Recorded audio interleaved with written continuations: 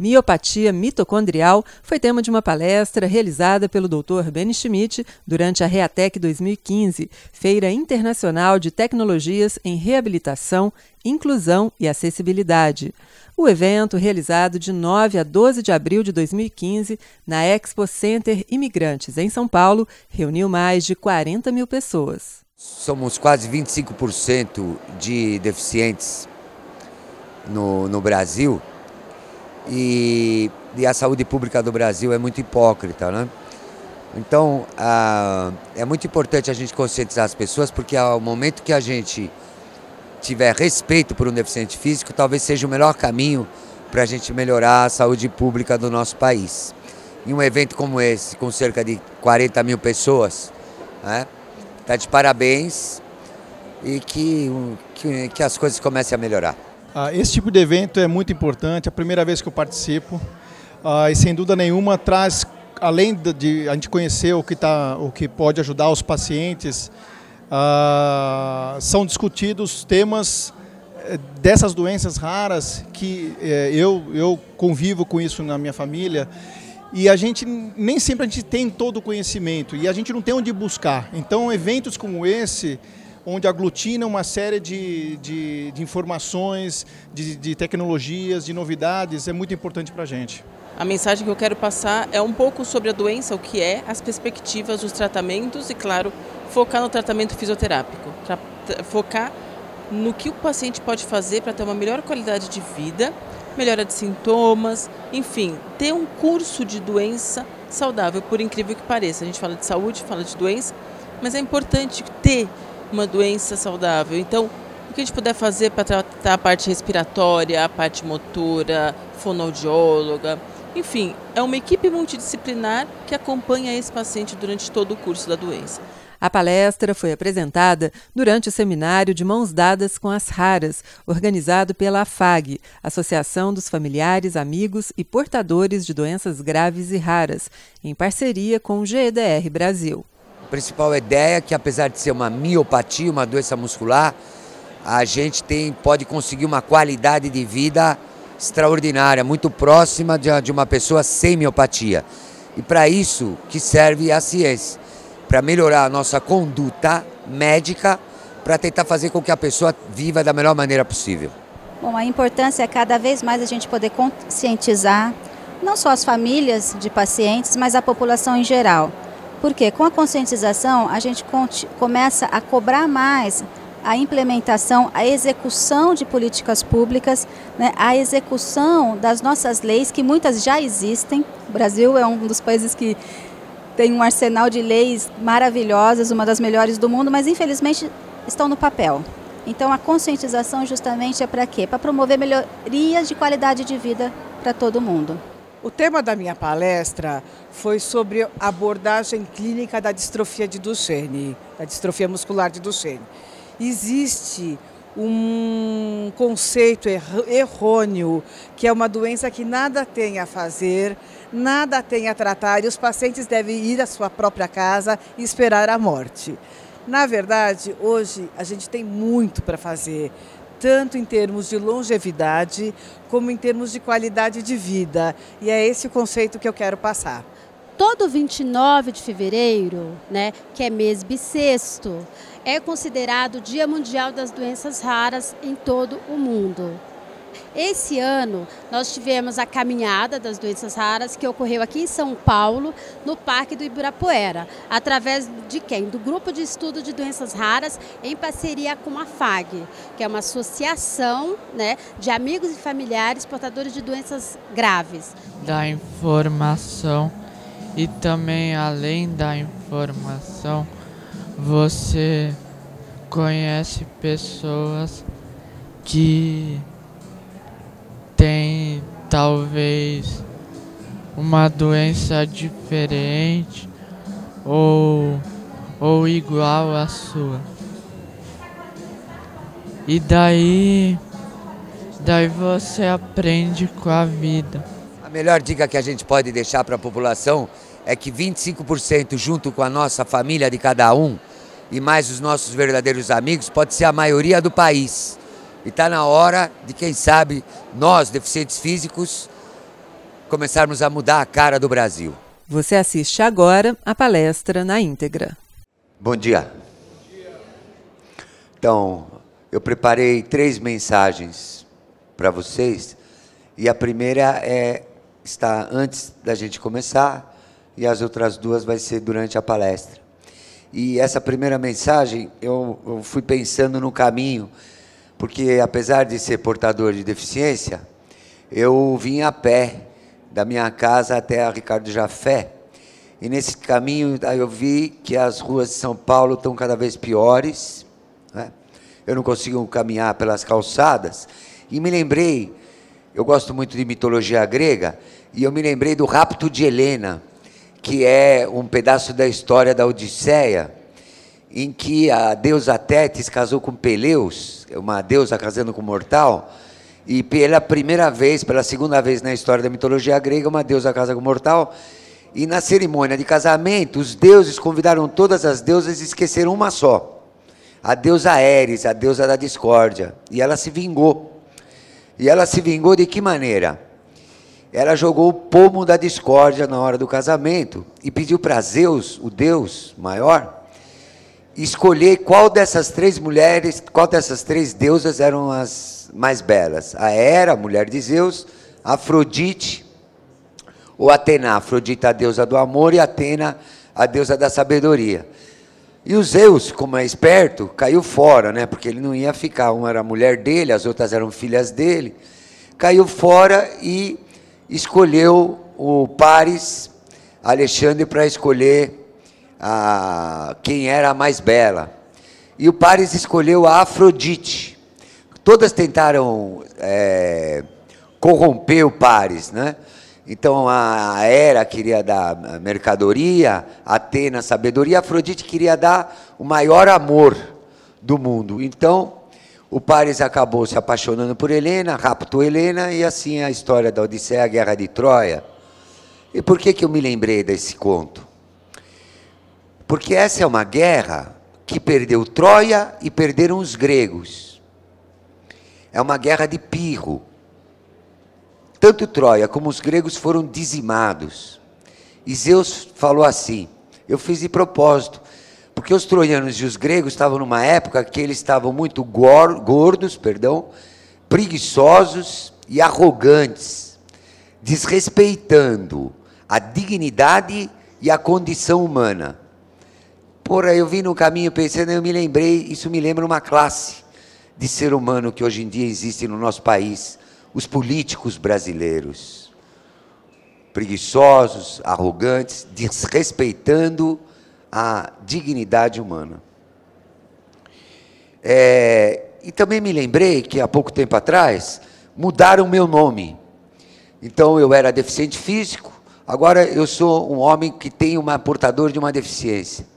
Então a primeira mensagem que eu queria deixar aqui é que eu não preciso de um nome. Meu nome é Beni Schmidt. Aliás, nenhum de vocês aqui precisam que mudem o seu nome. Todo mundo tem o nome muito antes de nascer. Muitos pais escolhem o nosso nome muito antes que a gente nasça. O que eu quero dos políticos não é que mudem o meu nome. O que eu quero é dignidade para ir e voltar. Eu quero uma calçada decente, uma rua decente. Eu quero um ônibus decente, um trem decente. É isso que a gente tem que pedir. E para terminar essa primeira mensagem, eu quero dizer o seguinte para a Reatec. Se vocês pensarem bem, nós somos quase 25% da população do Brasil. Se a gente juntar a nossa família e os nossos amigos de verdade, nós somos a maioria do país. Eu gostaria que vocês refletissem sobre isso.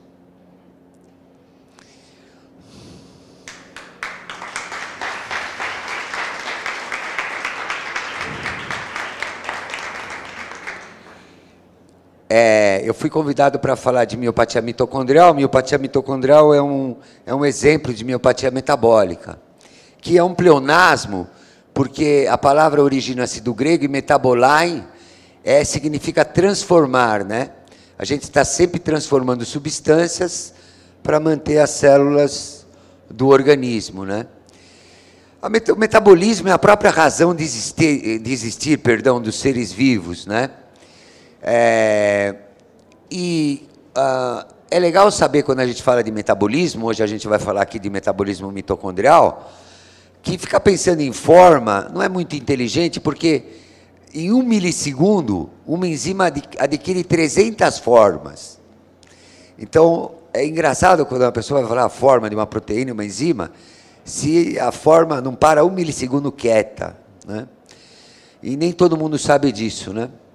E ainda que o metabolismo, o princípio motor da nossa vida é motor, né? Então, é um movimento que caracteriza a nossa vida. A miopatia mitocondrial, academicamente, só para a gente saber aonde que a gente está, todos esses 5 capítulos referem todas as doenças do mundo, todas as doenças da patologia humana. Nesses 5 capítulos, a gente pode colocar todas as doenças que a gente pode contrair. Doença neurogênica, distrofia muscular, miopatia congênita, miopatia inflamatória, miopatia metabólica, dentro do quadro das doenças neuromusculares. E as miopatias mitocondriais estão aqui nas miopatias metabólicas. Então, se vocês estiverem todos preparadinhos, vamos lá. Miopatias mitocondriais. O que é uma mitocôndria? Mitocôndria é como se fossem os pulmões das nossas células. São os pulmões. Elas são responsáveis para gerar energia, que é fundamental para a vida. E elas têm como característica especial que elas têm seu próprio DNA. Os cientistas acreditam que as mitocôndrias, como que apareceram as mitocôndrias no mundo? Acreditam os cientistas que os primeiros seres vivos eram unicelulares. Então, imaginem uma célula que tinha que cozinhar, passar, lavar, cozinhar, passar roupa, sei lá, e de repente essa célula vai lá e come outra, faz uma macrofagia, come outra célula. E essa outra célula começa a lavar, passar e cozinhar para aquela célula. Assim nasceu a mitocôndria, de um processo macrofágico de uma célula por outra. Assim pensam os cientistas. Então, a função primordial da mitocôndria é prover de ATP, prover de energia, de adenosina trifosfatase, que, por sua vez, ela tem que estar presente na contração, no relaxamento e em todas as trocas iônicas nas membranas. O músculo esquelético serve para contrair e movimentar o esqueleto através dos tendões. Músculo não alonga. O maior tamanho que o músculo pode ter é um músculo relaxado. E o principal substrato para que essas mitocôndrias possam trabalhar é o piruvato, a glicose 6-fosfatase e os ácidos graxos. Como começou a história das miopatias mitocondriais? As doenças mitocondriais, elas não são antigas. Então, quando eu comecei a estudar as doenças neuromusculares, eu praticamente peguei um boom elas não têm muito mais que 50 anos, né? E em 1962, é considerado Luft e colaboradores, que estava com uma sueca de 35 anos, que tinha hipermetabolismo sem hipertireoidismo. E apresentava na biópsia Haget-Red, que a gente vai ver daqui a pouco, e na eletrônica, inclusões paracristalinas. Ele é considerado o início. A cadeia respiratória é composta de 5 complexos, né? E que a gente vai ver, cuja principal finalidade é o ciclo de Krebs. Então, o ácido graxo, a glicose e os aminoácidos entram dentro, ficam disponíveis dentro da mitocôndria, que vai gerar ATP. Essa formação de energia, ela pode ser resumida num gradiente eletroquímico que converte a adenosina difosfato em trifosfato. Basicamente, por uma fosforilação, por acrescer um fosfato. O que são as doenças mitocondriais? Como é que se dá o conceito? O que é uma doença mitocondrial? Doença mitocondrial é uma patologia que tem uma expressão clínica heterogênea. Isso quer dizer o seguinte: as pessoas têm as mais diferentes doenças, cuja a razão etiológica pode ser as mitocôndrias, caracterizadas por uma disfunção da produção de energia.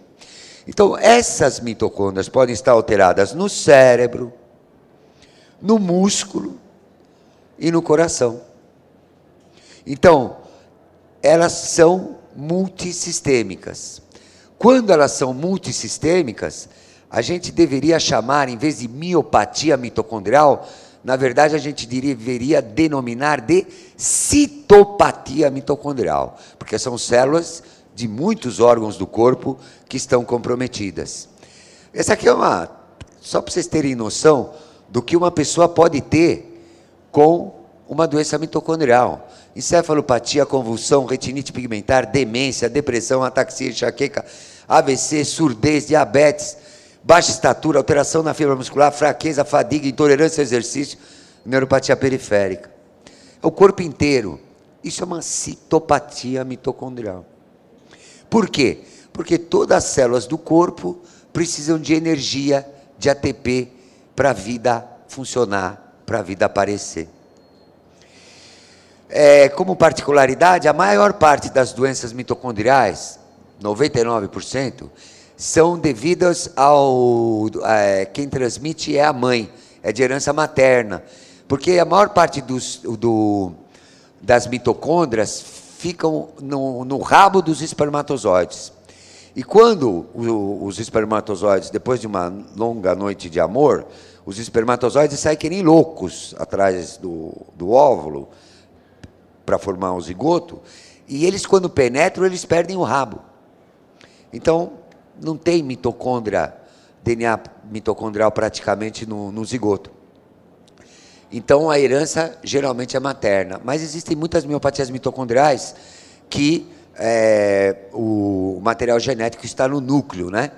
Então, não pode-se dizer que exclusivamente é de origem materna, mas 99%. Cada célula humana pode ter de 100 a 400 mitocôndrias, e elas têm seu próprio DNA, 2 a 10 cópias desse DNA. E numa mesma célula, a gente pode ter uma cópia de DNA perfeita e uma cópia de DNA que não é perfeita. E esse aqui é o DNA mitochondrial DNA, esse aqui é o DNA mitocondrial. Isso aqui foi tão importante para a ciência que eu vou fazer uma pausa para dizer para vocês. Por causa disso aqui, que começou as pesquisas com a clonagem humana. E eu tive a sorte, porque na vida não adianta só ficar estudando, se dedicando e dando tudo que pode. Eu tive muita sorte na minha vida, porque eu estava na Columbia University quando a primeira miopatia mitocondrial foi descrita por um erro de um pedacinho desse DNA mitocondrial. Então, eu sou autor da primeira mitocondriopatia descrita na literatura, no New England Journal of Medicine, em 1988. 88 para cá são 27 anos, né? Para vocês verem como é uma ciência que não é tão antiga, né? E já fez tanta coisa. O DNA mitocondrial, a gente tem 13 genes de DNA e 37 de RNA, 2 ribossômicos, 22 transportadores e 13 mensageiros. Repito, existem doenças de múltiplas manifestações que, por causa que uma parte desse DNA está alterado, a gente faz a doença. E aqui, todo bom cientista se aproxima de Deus. E aqui esse slide é perfeito para que todos os agnósticos deixem de ser ignorantes, né? É uma pena que o Richard Dawkins está para vir aqui no Brasil. Espero poder estar na palestra dele para mostrar esse slide. Porque vejam bem que interessante, olha, se a gente tiver a mesma mutação daquele DNA, produz diferentes manifestações clínicas. E diferentes mutações podem ter uma clínica igual. O que significa que a vida não é só DNA. E se o Richard Dawkins, esse americano, criou uma célula sintética, ele criou através das bases que não foi ele que fez. Chamem do que quiser. Eu vou chamar de Deus. Mas todo bom cientista acaba aprendendo durante a vida. Eu completei ano passado 40 anos ensinando medicina. E eu aprendi que todo bom cientista aprende que a razão não explica a vida e a gente acaba cada vez mais se aproximando de Deus. E esse slide é muito bom. Nós podemos dividir as miopatias mitocondriais em 3 grandes grupos. O primeiro é quando é uma citopatia mitocondrial. Então tem uma oftalmoplegia externa progressiva, quer dizer, os músculos extraoculares estão comprometidos, ou uma forma de oftalmoplegia plus, ou o síndrome completo, que é o síndrome de Kearns-Sayre, que tem todos aqueles sintomas que a gente mostrou no começo da aula. Quer dizer, uma pessoa que foi, pelo destino, foi comprometida de uma maneira holística. E a síndrome de Pearson. Quando essa citopatia mitocondrial é disseminada, a principal característica, é uma pitose palpebral.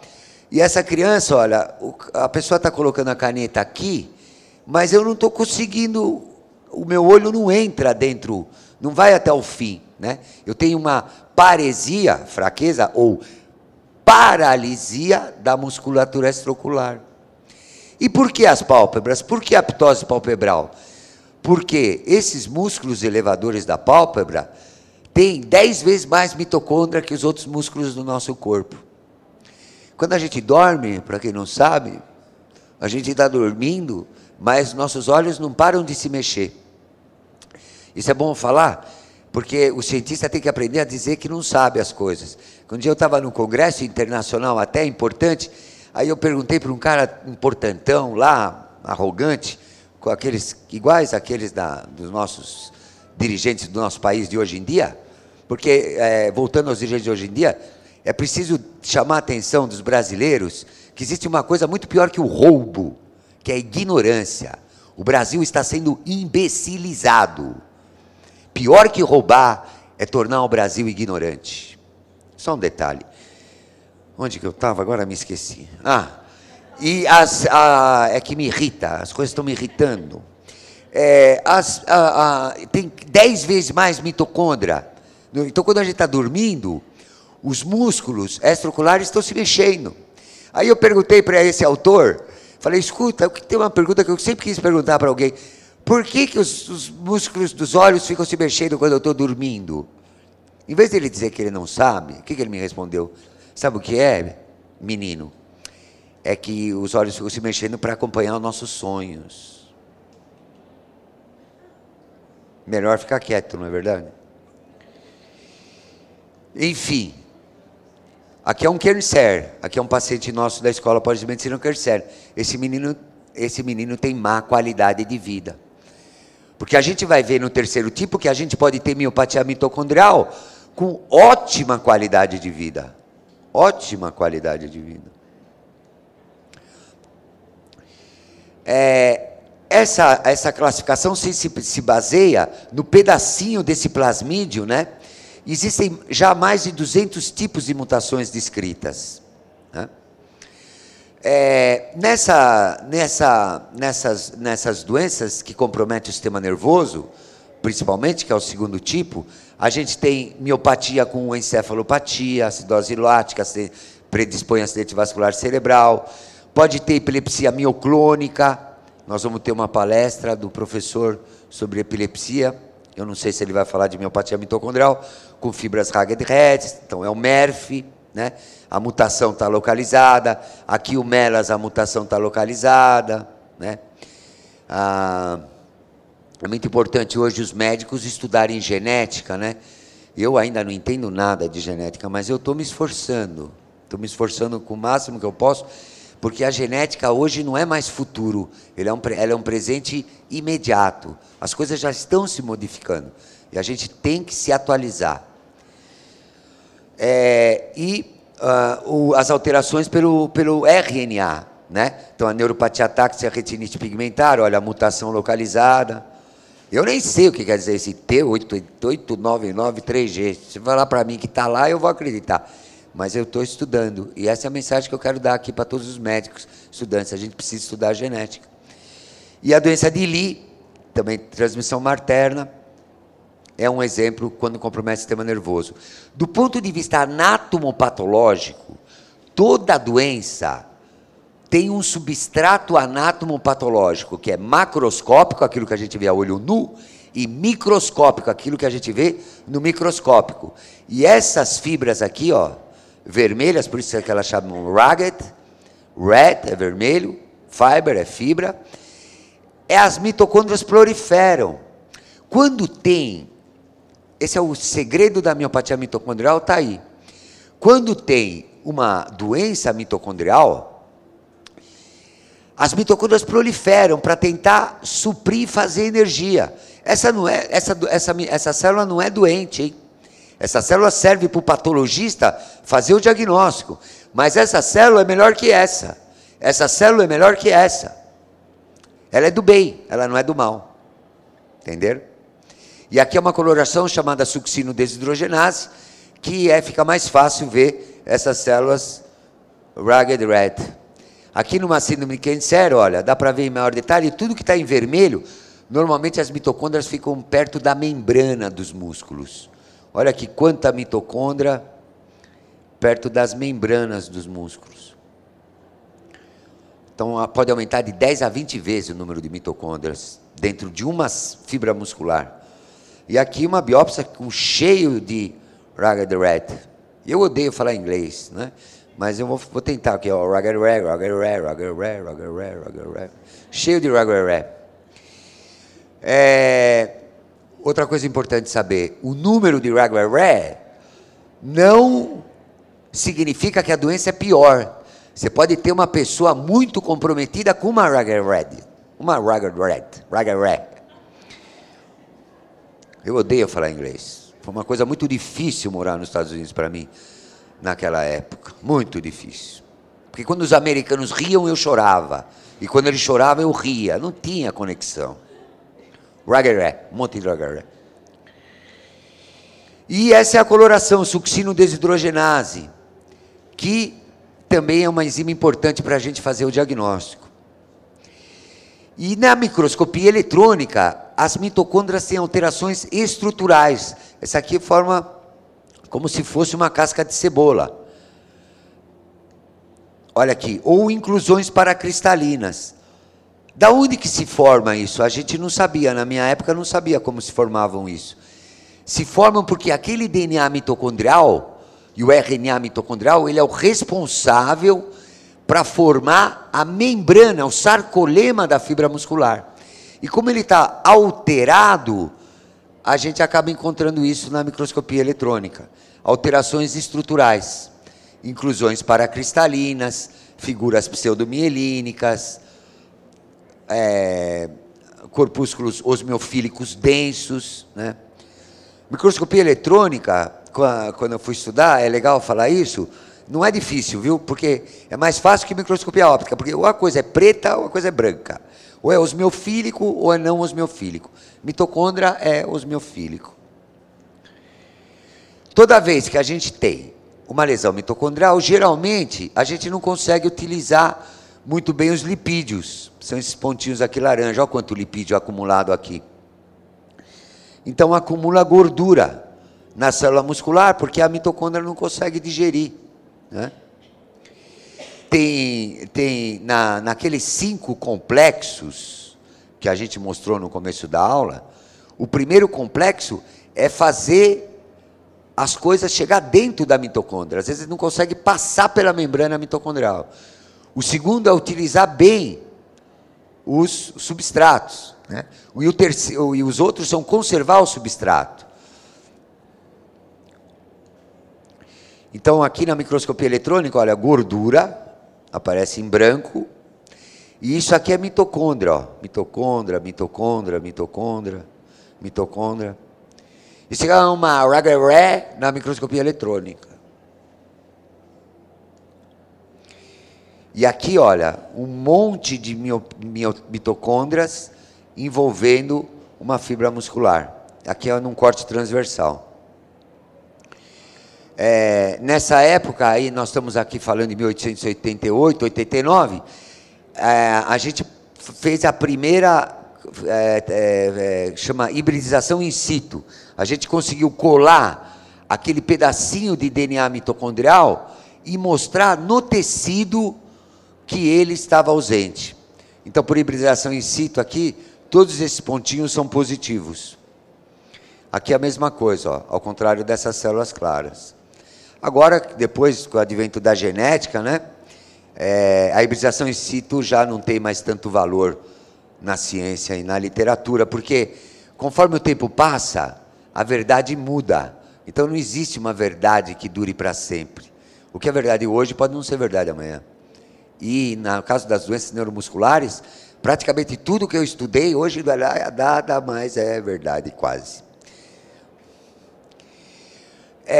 Existe a melhor forma de ter uma miopatia mitocondrial é quando ela só compromete o músculo, né? Só compromete o músculo. Então ela pode se apresentar mimetizando uma distrofia de cinturas, com todas as formas de distrofia de cinturas hoje descritas na literatura.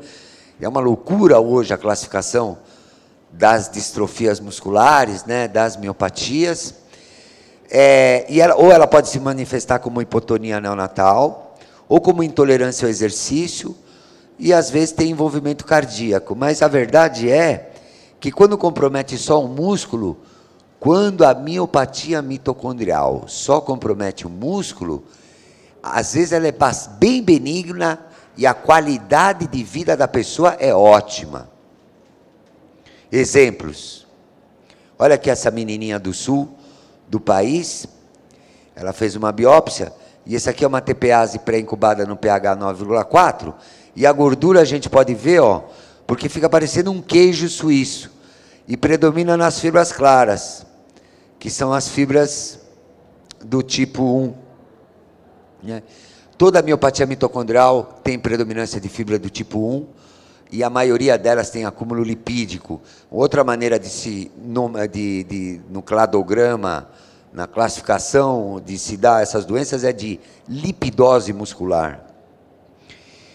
E aqui um exame clínico legal para os neurologistas, né? Como é que a gente sabe, às vezes a gente fica em dúvida, a ptose não é tão acentuada, é que quando a gente fecha o olho, é impossível a gente abrir o olho sem machucar a pessoa, né? E na fraqueza do elevador da pálpebra, ele fica bem fácil. E aqui é uma outra coloração, Sudan vermelho, mostrando esse acúmulo de lipídio nas células musculares. Então, doenças sistêmicas, comprometendo o músculo.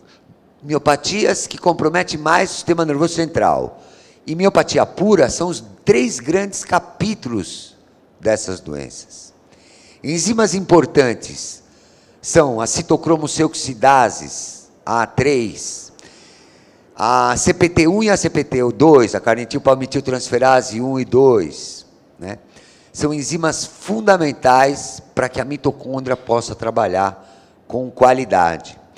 E aqui esse slide é bem legal, porque o paciente chega no consultório com uma manifestação clínica, por exemplo, uma oftalmoplegia externa, ou com fraqueza, ou com fadiga, ou às vezes ele vem com uma queixa neurológica do tipo ataxia, surdez, atrofia óptica, enfim. Aí a gente tem que fazer, aliás, antes da manifestação clínica, eu acabei cometendo o mesmo erro que os médicos cometem hoje em dia. Antes de fazer isso, o médico tem que fazer o quê com os pacientes que chegam no consultório? Tem que conversar com eles, tem que conversar com o doente. Eu agora não tolero mais médico antipático. É tolerância zero. Agora que eu virei avô, é tolerância zero para médico antipático. Médico antipático não poderia ser médico. Podia ser, tem tanta profissão boa.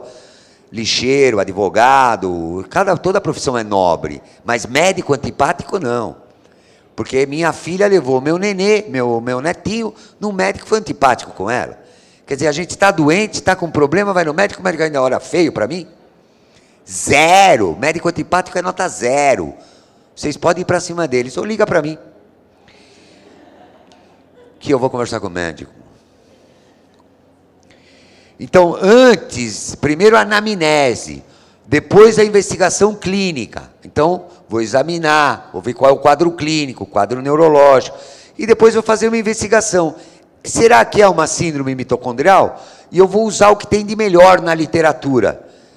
Histoquímica, que é a biópsia muscular, bioquímica e molecular biology, biologia molecular.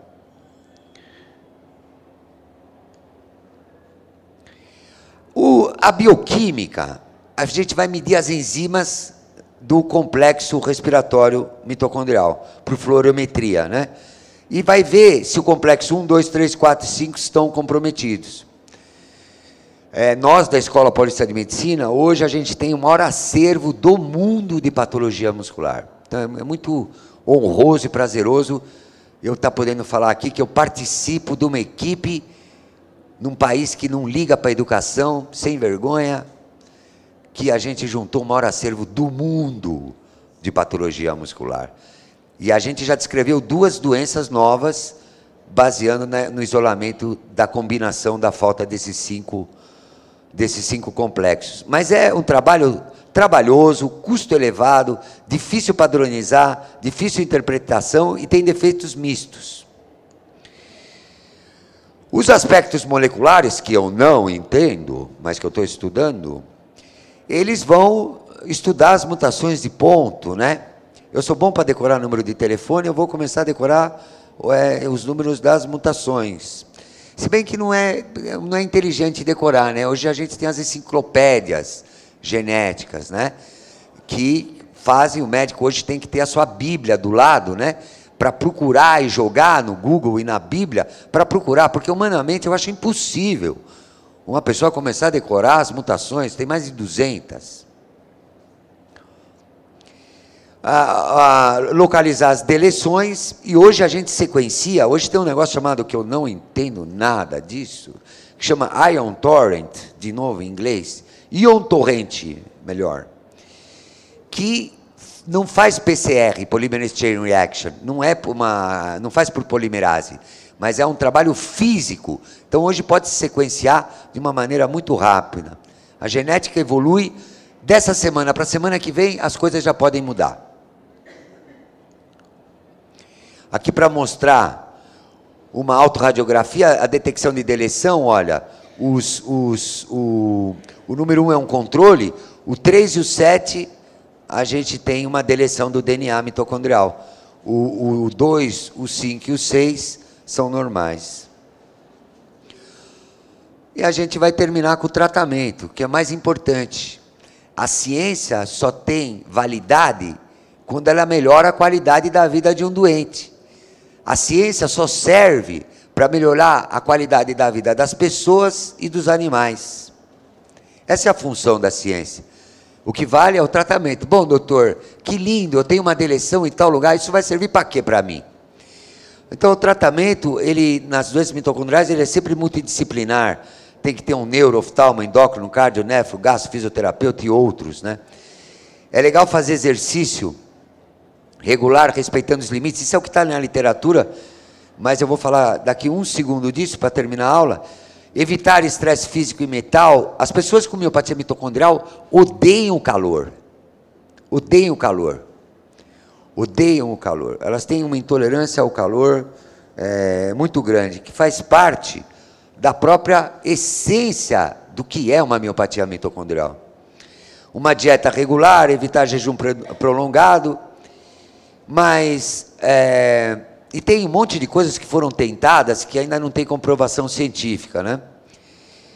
A gente na escola usa B2, coenzima Q10, creatina, mas eu sempre fico me perguntando se elas estão ajudando ao tratamento. O que eu quero chamar a atenção, para resumir, então, agora aqui no fim, é que dieta, estilo de vida, L-carnitina, riboflavina, Q10, suplementação vitamínica, prevenção de lipose e glicose, é o que está na literatura. Mas na Escola Paulista de Medicina, com os nossos pacientes, o que a gente faz? Segunda mensagem da aula, e penúltima, antes do fim.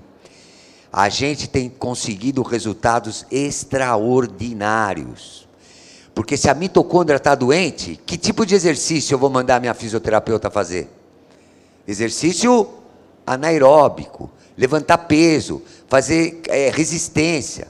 Eu tenho miopatas mitocondriais aqui na sala de hoje, tem um menino aqui que mudou simplesmente a vida dele, só com essa conduta de fazer uma fisioterapia com movimentos anaeróbicos. E há uma outra coisa que é muito pouco aqui no nosso país, o número de reabilitadores. É muito difícil o médico reabilitador, fisiatra, neuromuscular, participar pessoalmente da reabilitação, isso é muito importante. Então a segunda mensagem, a primeira foi para os políticos, a segunda é, tentem fazer exercícios anaeróbicos, porque esses anaeróbicos, o que tem acontecido com os nossos pacientes? Acabam melhorando da função mitocondrial.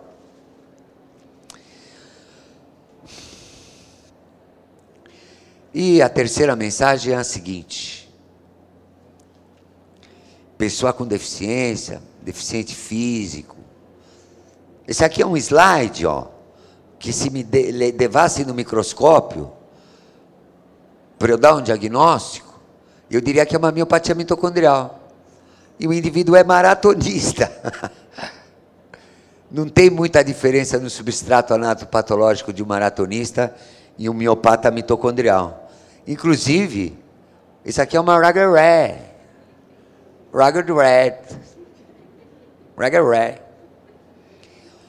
Então, o ser humano precisa tomar muito cuidado ao dizer se ele é normal ou se ele não é normal. Porque o substrato anatopatológico de um maratonista pode ser semelhante a de um paciente com miopatia mitocondrial. E a última mensagem, cadê a Zenilda? Ela fugiu? E a terceira mensagem é para ela. Você sabe, Zenilda, os anos passaram, eu estou velho, e eu peguei um hábito de reler as coisas que eu lia quando eu era criança. E outro dia eu estava lendo A Revolução dos Bichos, e aqueles bichos que invadem a fazenda, tiram o lugar dos homens. E aí daí o Arthur Eric Blair, o George Orwell, acha que todos os homens são iguais os porcos. Então eu queria dedicar essa aula a Zenilda, porque eu não acho que todos os homens são iguais aos porcos. Eu acho que tem muitos indivíduos diferentes. Tem indivíduos, graças a Deus, que valem a pena. E eu queria dedicar essa apresentação a uma mulher que vale muito a pena. Então eu dedico a aula de miopatia mitocondrial a você, Zenilda. Muito obrigado. Opa.